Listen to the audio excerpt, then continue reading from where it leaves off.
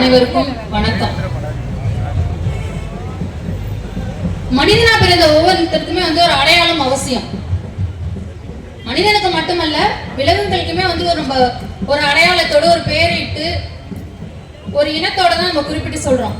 அதுவும் குறிப்பா மனிதர்களுக்கு ஒருவன் தன்னை இனத்தினால் அடையாளப்படுத்திக் கொள்வான், இல்ல ஒரு தேசத்தினால் அடையாளப்படுத்திக் கொள்வான், இல்ல தான் பேசும் மொழியினால் அல்ல தான் குடியினால் அடையாளப்படுத்திக் கொள்வான். ஆனா இந்த எந்த இதுவுமே இல்லாம ஒரு பட்டியலிட்டு அந்த பட்டியலை கொண்டு உன்னை அடையாளப்படுத்தப்படுவதுங்கிறது ஒரு பிறப்புரிமைக்கும் குடியுரிமைக்குமே எதிரானதாகும். அதில் குறிப்பா பண்டைய காலம் தொட்டு ஒரு நீர் மேலாண்மையும் நில மேலாண்மையை உருவாக்கி வேளாண்மை செய்து வந்த இந்த 7 உட்பிரிவுகளை கொண்ட இந்த தேவேந்திர குல வேளாளர்கள் இவர்களை பட்டியல் சமூகத்தில் அடிக்கிறது அவர்கள் வரலாற்றை மறைத்து அவர்கள் உரிமையை பறிப்பதற்கு இது சமமாகும்.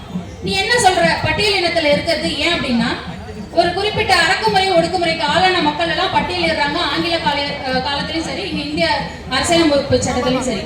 எதுக்காகனா அவர்களுக்கு அடிப்படை தேவை போய் சேரணுங்கிறது வாண்டி தான் அது கொண்டு வந்தது. இப்ப நீங்க என்ன அந்த அடிப்படை சலுகையா நீங்க என்ன சொல்றீங்க அப்படின்னா, கல்வியையும் வேலை வாய்ப்பையும் தான் சொல்றீங்க. இப்ப கல்வியும் வேலை வாய்ப்புக்கும் ஒரு நாட்டின் குடிமகனுக்கு சலுகையா கிடைக்க வேண்டியதா இல்ல உரிமையா கிடைக்க வேண்டியதா? இதுதான் முதல் கேள்வி இல்லையா? அது ஒவ்வொரு குடிமகனுக்கும் உரிமை. அத சலுகையா நீங்க கொடுக்க கூடாது.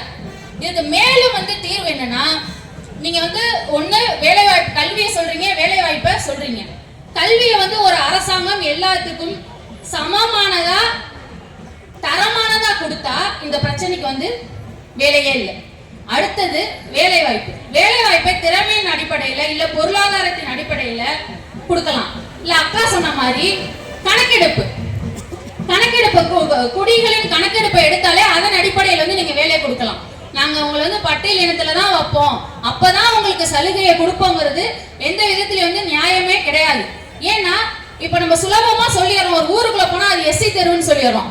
நீ எஸ்சி கிடையாது, நீ தமிழன். நான் ஒரு தமிழன், நான் ஒரு பறையன், நான் ஒரு பள்ளன். என்ன எப்படி நீ எஸ்சி அப்படிங்கிற அந்த 2 சொற்களுக்குள்ள எப்படி நீ அடக்குவ? என்னோட வரலாற்று பெருமைகள் நீ எப்படி மறப்ப? இதெல்லாம் பேசுறதுக்கு இந்த தமிழ்நாட்டுல எந்த கட்சியாவது முன் வருதா? இத்தனை ஆண்டுகளாக போராடிட்டு வர்றாங்க. கிட்டத்தட்ட 100 ஆண்டுகளுக்கு மேல இவங்க போராடிட்டு வர்றாங்க. இந்த கட்சி அண்ணன் செந்தமிழன் சீமான் அவர்கள் தவிர வேற யாருக்காவது இப்படி ஒரு மேடை போட்டு இதை பேசணுங்கிற தைரியம் வருதா? ஏன்னா வாக்கரசியல். யாரும் பேச மாட்டாங்க.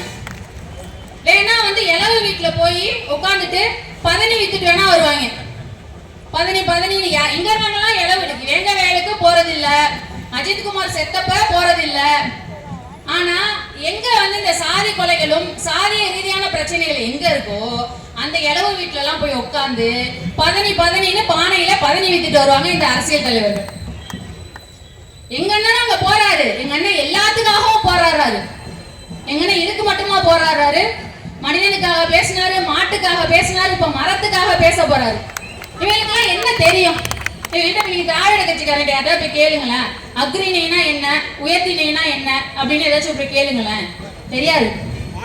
அண்ணா உங்க அண்ணா என்ன மாட்டுக்கிட்ட எல்லாம் பேசிட்டு இருக்காரு. சரிடா எருமா மாடே, ஆணிரைனா என்னன்னு சொல்லு அப்படின்னா அவனுக்கு ஆணிரைனா என்னன்னு தெரியாது. அவன் ஆணிரைனா என்ன கேட்டான்னு வச்சுக்க, என்ன இளநறையா பித்தநறையான்னு கேட்பான். அவ்வளவுதான், அந்த அளவுக்கு தான் அவனோட அறிவு. இப்போ அதனால இந்த திராவிட கட்சிகளை நீங்க நம்பி எந்த ஒரு போராட்டத்தையுமே முன்னெடுக்க முடியாது. இந்த தேவேந்திர குல வேளாண்மை பார்க்கும்போது தமிழ் குடிகளை திணைகளா பிரிக்கும் போது குறிஞ்சி முல்லை மருதம் இதழ் பாலைன்னு பிரிக்கும் போது இந்த குறிஞ்சியில உள்ளவங்க எல்லாம் வேட்டையாடி பிழைக்கிறாங்க. ஒரு இடம் விட்டு இடம் மாறிட்டே இருக்கணும். முல்லையில இருக்கிறவங்க மேய்ச்சல் இதை வச்சு ஆணிரைகளை வச்சு அவங்க பிழைப்பு இருக்காங்க. முதல் தடவையா எந்த இடத்தை விட்டு நகராம காடுகளை திருத்தி விவசாயம் ஒண்ணு கொண்டு வந்தது. அதாவது நாகரிகம், சிவிலைசேஷன் அப்படிங்கறது கொண்டு வந்ததே இந்த வேளாளர் சமூகம் தான். இதை மறுக்கவே முடியாது. இந்த சிவிலைசேஷன் அப்படிங்கிறது மன்னராட்சியிலும் சரி, இந்த மக்களாட்சியிலும் சரி, இந்த அரச கட்டமைப்புல சிவிலைசேஷன்ங்கிறது மிக முக்கியமான ஒண்ணு. அதை அந்த நாகரிகம் இந்த மக்களை தவிர்த்துட்டு உங்களால கொடுக்கவே முடியாது. அந்த நியாயமான கோரிக்கையை ஏற்று நம்ம போராடிட்டு இருக்கோம். இதற்கு அரசு செவி சாய்க்கணும். இந்த ஒரு போராட்டம் அல்ல, எல்லா போராட்டங்களுக்குமான ஒரே தீர்வு நாம் தமிழர் கட்சி 2026 அண்ணன் சீமான் அவர்கள் அரியணையில ஏறணும் ஏறணும் உங்கள் வாக்குகளை விவசாய சின்னத்தில் செலுத்துங்கள்.